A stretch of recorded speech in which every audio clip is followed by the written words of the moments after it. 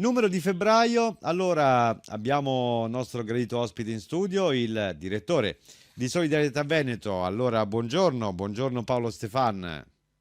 Buongiorno Claudio, buongiorno a tutti gli ascoltatori, ben ritrovati. Allora, ci sono, credo, dei dati confortanti per quanto riguarda il 2021, non soltanto per il vostro Fondo Solidarietà Veneto, ma per la previdenza complementare in generale. Però, prima di andare su queste note, che credo essere positive, ma poi lo chiederemo a lei, ci può commentare invece un mese di gennaio che lei poco fa mi ha definito balordo per quanto riguarda il settore finanziario? Mi può specificare un po'?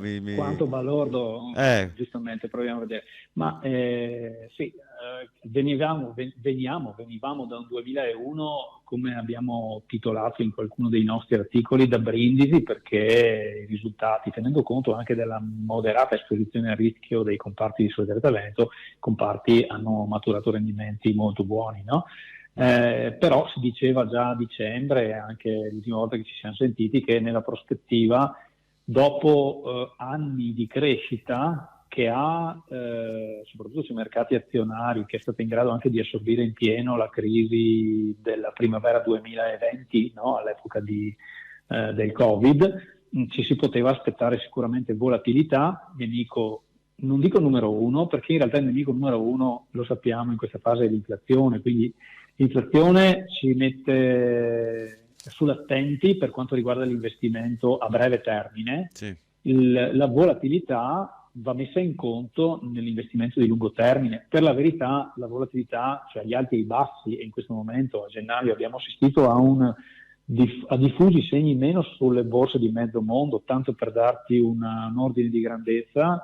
Il Nasdaq, l'indice tecnologico degli Stati Uniti, famoso, no? Perché ci sono quotate le principali città e le principali aziende, che potremmo dire una volta le chiamavano della New Economy, ha fatto meno 8% circa nel mese di gennaio, ma anche le altre borse più tradizionali sono scese molto. Quindi balordo da questo punto di vista, ma voglio dire, va messo in conto, considera Claudio, lo dico anche agli ascoltatori, il nostro comparto dinamico a dicembre abbiamo misurato il rendimento decennale, più 92% netto.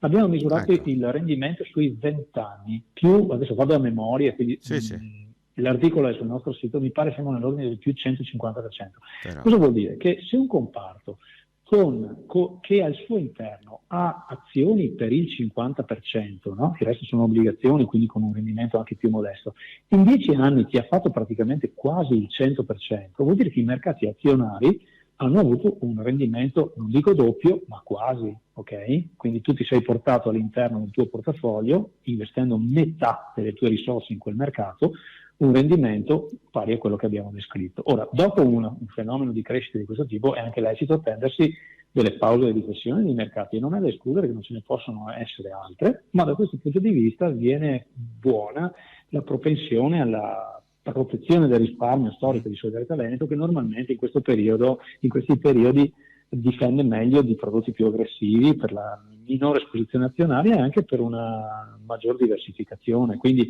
ecco, in questo senso balordo, ma è una instabilità che è assolutamente messa in conto, insomma. Avvertenza, messaggio promozionale riguardante forme pensionistiche complementari. Prima dell'adesione leggere la documentazione prevista da Covip. I rendimenti passati non sono necessariamente indicativi di quelli futuri.